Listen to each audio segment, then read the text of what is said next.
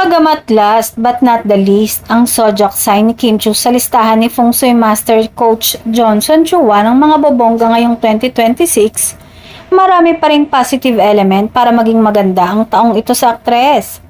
Year of the Horse si Kim pero pumesto siya sa 11th spot mula sa 12 signs na may maaliwalas na kapalaran sa taong ito.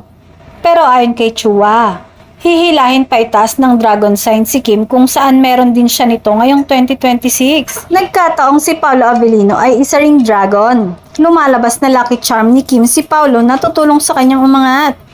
Tamang-tama ang pagiging dikit ngayon ni Paolo kay Kim dahil makakatulong ito para magtuloy-tuloy ang pasok ng energy sa boyfriend. Patuloy pa ni Chua.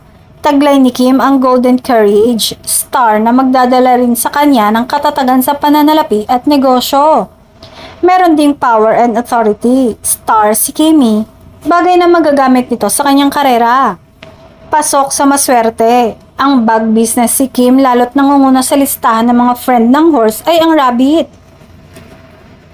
Binalaan lang ni Chua si Kim na huwag magpadalos-dalos sa pagpapalago ng negosyo.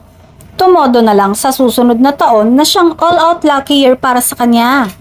Isa pa sa payo ni Chua kay Kim ay huwag nang pumatol sa mga isyong susulpot para makaiwas ito sa negative energy.